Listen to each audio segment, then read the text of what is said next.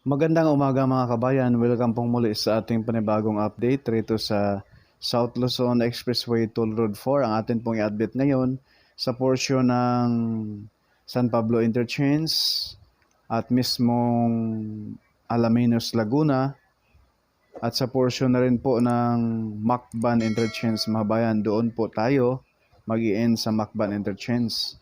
Naway samahan niyo po si Purka Studio sa ating panibagong update mga bayan rito sa South Luzon Expressway Toll Road 4. So ngayon mga bayan, ito na po yung tulay na ito. Ito na yung Barangay Road sa Barangay San Miguel, San Pablo City, Laguna. So dito na po dadaan sa taas itong Barangay Road. Gumawa po sila rito ng overpass, no? Para sa Barangay Road. So itong kaharap sa ating kamera ngayon, dito nagsisimula ang Package C. Mula rito sa San Pablo Interchange, magtatapos po ito doon sa mismong Tiaong Interchange mga kabayan. Na kung saan ang kulang doon sa Tiaong mga bayan, yun na po yung tollgate na laang. So, itong ipakita natin ngayon mga bayan, at yung na-upload natin kagahapon, ito po yung karugtong na video natin. Kayo na po bahala, no? Kung ito po ay mabuksan sa darating na partial operation sa darating na Pasko. Yun nga po ang sabi ni DOTR Secretary. So, comment lang po down below mga bayan sa mga eksperto dahil 3 buwan pa lang, pero ang problema dahil sa kalamidad nagkakaroon ng bagal ang progress, no? Dahil sa kita nyo 2 linggo puro ulan mga kabayan. So itong kaharap sa ating camera ngayon, ito na po yung papasok sa mismong San Pablo Interchange kung saan ikaw ay galing ng Tiaong. So yung tulay na makikita natin rito sa ating harapan, yan na po yung overpass Barangay Road sa mismong Barangay San Miguel. Ayan po mga bayan. Yan po ay tapos na yung taas. Ang problema na lang dyan, kulang yung tambak ng lupa. Yung kalibil dito sa tulay na ito mga bayan. Dahil sa ilalim, dyan po yung alignment ng SLEX Tier 4. So dapat tapusin muna nila yung overpass, no? Pag matapos na yan, saka na yung semento, yung pinakailalim. So, mabilis na lamang po yan mga bayan. At sa harapan natin, ito na po yung trumpet design ng San Pablo Interchange. Ayan po mga bayan. So, kagahapon, mula rito hanggang doon sa mismong pinaka-entrada ng San Pablo Interchange entrance exit mga bayan. Doon sa mismong San Pablo City, no? Mula rito hanggang doon sa mismong pinaka-entrada mga bayan, pinaka-entrance exit ng San Pablo, sa may San Pablo City mga bayan, karugtong na sa Maharlika Highway, nasa kulang-kulang 1 kilometro mahigit, no? Dahil paliko pa, pinaikot, iniwasan baga nila mga bayan, yung mismong mga kabahayan. Yung baba natin, ay may mga buhangin na po yan. Sa ngayon ay tinubuan na po ngayon ng mga talahib. Yung baba natin. Ito po yung pinaka-interchange. Ayan po, pati rin yung kabila. Pero walang problema rito dahil yan ay nakapurma na at may mga buhangin na at tinubuan na nga ng mga talahib mga bayan. So ang problema lang dyan sa harapan natin papunta doon sa San Pablo City, yun na po yung medyo malaki-laki pang trabaho. Sana gumanda ang panahon, kahit 2 buwan man lang ay para mapabilis yung pagtambak dyan. Yan o, yung harapan natin. Yan na po yung way papunta doon sa mismong entrance exit ng San Pablo's Interchange mga bayan. So ayan na po, yung kaharap sa ating kamera ngayon dyan ay wala pang tambak. Ayan o. Yan na yan mga bayan, papunta na yan doon. Yung bakanting, yung na-clearing na nila na kung saan ngayon ay tinubuan na rin po ng talahib. Sa gawing right side, ayan po yung bakante na yan. Ayan, sa gagawing kanan. Yan na po yung alignment, paikot. At patawid ulit doon sa may barangay Santa Monica Road. So yun po yung progress dyan sa ngayon mga bayan. Pero kung magandang panahon, kung wala nang problema sa right of way, ay mabilis lang yan dahil napakaraming heavy equipment dyan mga bayan. Last time nung nagtambak doon sa mismong pinaka-entrance exit, no? Entrada nitong San Pablo Interchange ay talaga karugtong sa Maharlika Highway, ay grabe yung mga dump truck. Nagtambak ng lupa, napakadami, pila-pila. So, back to dito na po tayo sa pinaka-main line ng SLEX. Yung kaharap sa ating kamera sa ngayon mga bayan ay papunta na po yan doon sa mismong Alaminos, Laguna, papuntang Macban mga bayan. So, yan po yung way natin ngayon. Pupuntahan natin dyan sa portion na yan. Ayan po yung kulay puti, yung paakyat. Yan na po yung portion ng Alaminos mga bayan. Na kung saan ang kulang din doon, yung mismong overpass din sa Barangay Palma. So, yun po yung sisilipin natin ngayon kung yung ilalim doon ay simentado na sa portion na yon. So, masisilayan po natin mga bayan itong view rito sa San Pablo City na talagang napakarami pang puno. Sana ay ma-preserve ito, no? At yung mga puno na yan dyan sa baba natin ay halos mga rambutan, niyog, saging, at saka lanchones. Talagang mayaman rin ang San Pablo City mga bayan sa mga agriculture, no? Product. At ngayon na andito na po itong SLEX ay sigurado magsulputan na po dyan yung mga malalaking company, mga pabrika going to Tiaong, Candelaria, Sariaya, Lucena, dahil yung Lucena mabayan napaka-strategic na lugar at may port pa sila doon. Kulang na lang sa Lucena mabayan airport, may seaport sila doon na ang ganda rin, pang world class din at napaganda din yung lugar, napakalapad at ito na may expressway na mula Lucena hanggang papuntang Matnog na yan, papuntang Bicol mga bayan. SLEX TR5. Hindi natin alam kung ang SLEX TR5 ay nagsimula na ang construction, no? Ang phase 1 mula sa Lucena papuntang Gumaka or sa iba, hindi pa natin sure mga bayan, no, kung doon po talaga ang phase 1 hanggang Lucena. So, abangan na lang po natin yan mga bayan dahil pupuntahan din po natin yan once na mag-start na ang construction sa SLEX TR5. So, ayan na po yung pinaka-interchange ng San Pablo City mga bayan. Dito sa San Pablo mga bayan, pinaka-interchange ay walang problema na rito dahil nakapurma na, may tambak na, konting dagdag na lang ng lupa at pwede na buhusan ng concrete cement. Yan po yung progress rin, no? At yung dito sa may overpass sa ilalim, napaka-exit na lamang po ang hindi pa nalatagan ng concrete cement na sa baba natin, oh. Kitang-kita natin yung semento. Tsaka yung bakanting lupa dyan sa Barangay Road ng Barangay San Miguel. So bago ang lahat ng mga kabayan, paki-like naman, support, paki-follow sa ating FB page at paki-share, no? At paki-hit yung notification bell once na kayo mag-subscribe mga bayan para ma-notify kayo pag may mga bago tayong mga videos na may upload. Katulad nitong mga infrastructure sa ating bansa.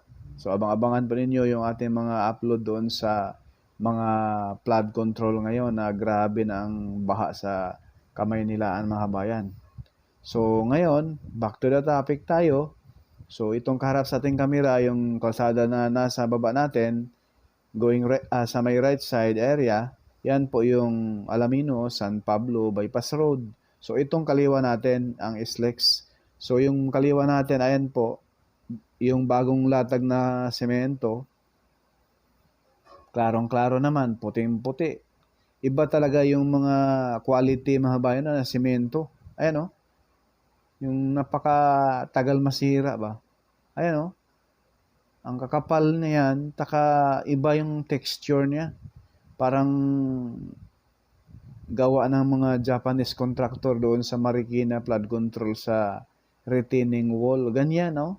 Yung gawa ng Jimco. Buhos nila dyan. Quality talaga. Talagang puro siya. Yan, yung baba natin. So, dyan sa portion na yan dati, mga bayan, ay hindi pa tapos ang semento. So, sa ngayon, tapos na. So, ang kabuuan nitong Package B mula Macban hanggang San Pablo City, ang kulang na lang sa hindi na semento mga bayan, ito na lamang pong mismong mga overpass. Yun na lamang po. So, wala nang problema ang Package B. Ang problema na lang yung Package A at saka yung San Pablo Interchange entrance exit mga bayan. Yun na naman po ang medyo malaki-laking trabaho. Pero kung gaganda naman ang panahon, sana makahabol sa Pasko yung sinabi ni DOTR Secretary na may partial operation. Sana nga po. Sana magkakaroon, no? Dahil para mapabilis yung pagbiyahe ng ating mga kabayan from Manila going to Quezon, to Bicol, Visayas, Mindanao. Dahil ito po yung way mga bayan, once na matapos na po talaga itong SLEX TR4, mabilis na ang biyahe. Ayan po mga bayan, good news. Ayan po, may mga sasakyan na nga dumadaan. Yan Ayan po, yung portion dito sa Barangay Palma, overpass, Barangay Road, kagaya din po doon sa San Miguel mga bayan. Ayan yung ilalim pala ng overpass ay isang lane na lang kulang at napaka-exit na lang ang kulang. Halos makumpleto na. Next update natin mga bayan, asahan natin ay kumpleto na po iyan. At pwede na rin po madaanan yung mismong overpass ng Barangay Palma, Alaminos, Laguna. Ayan po. Sana all, bubuhusan na po yung pinaka-overpass. So, ayan na po, pa-kompleto na pala. Doon sa unahan, medyo mahaba-haba kasi yung hindi pa nalatagan dyan, pero halos kompleto na. May nasa 6 meters lang yan. Hindi pa nalatagan ng concrete cement mga kabayan. So, ito na po yung Barangay Palma, overpass, Alaminos, Laguna. So, itong area na ito mga bayan, sigurado makahabol sa Pasko po yan. Kung may partial operation, kung matuloy. Ang medyo questionable yung San Pablo entrance exit. So, dito na po tayo sa ground shot mga bayan. Mula rito sa may San Andres, Alaminos, Laguna, pa-approaching tayo sa mismong Macban interchange. Let's go!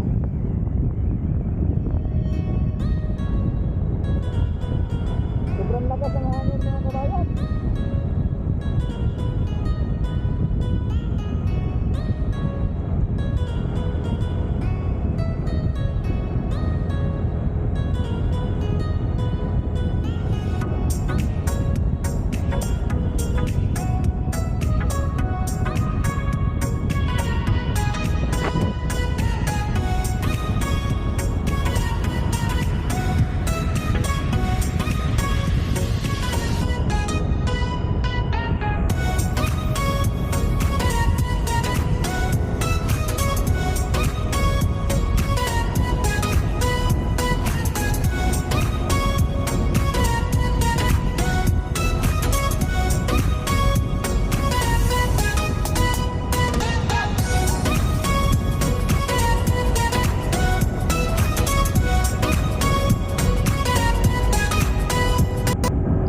salamat nga pala sa ating shirt, oh, yung suot natin na long sleeve mga bayan. Yan po yung Anta Corporation. Napakasarap isuot. Grabe ang lamig at saka napakalambot. Sobrang sarap mga bayan isuot yan mga bayan. Salamat sa sponsor.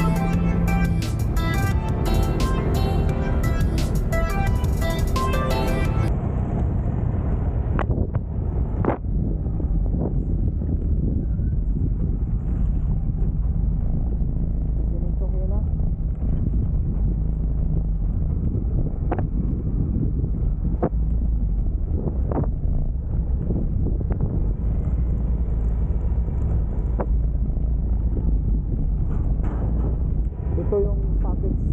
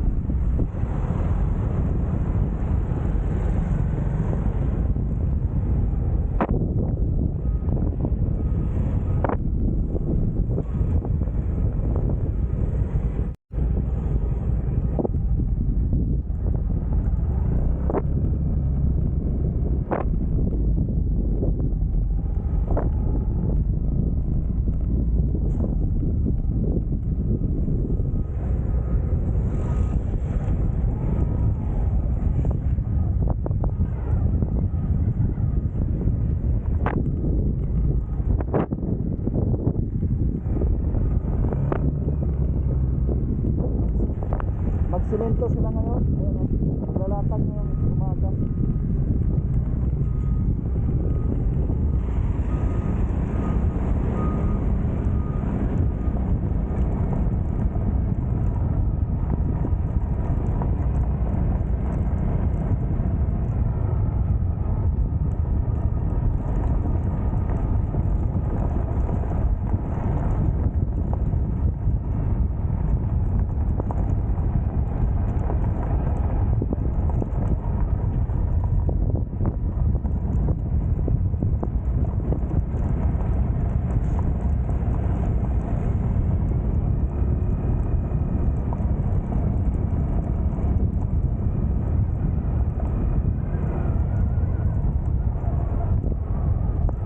Itong hindi sinimento mga bayan, dito sila maglalagay ng toll gate dito sa Macban Interchange, dito sa portion na ito. Ayan, yan na yung San Felix dyan, Maharlika Highway. Wala pang 1 kilometro, Maharlika Highway na.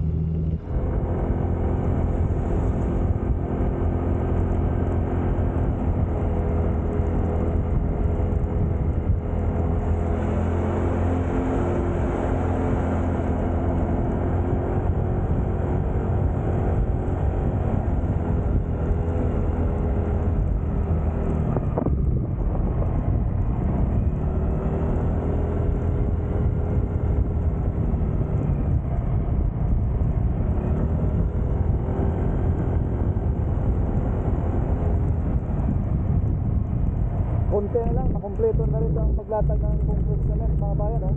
Ayan. Kahit kung wala pang ulan halos 2 linggo ay ito'y tapos na to. Yung ulan kasi, yung bagyo ang problema. Yun ang nagde-delay sa trabaho. Dapat ngayong December ito ay partial operation na. Sana makabawi ngayong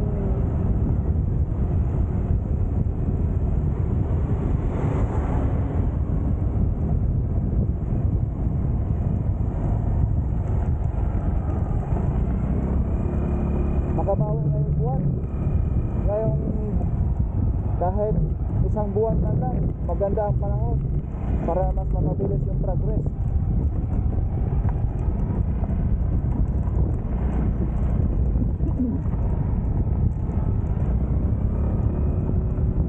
Ngayon lang mga kabayan, medyo gumaganda ang panahon. Init na, pero nagbabanta na naman yung ulan na malakas, oh, ang itim ng langit.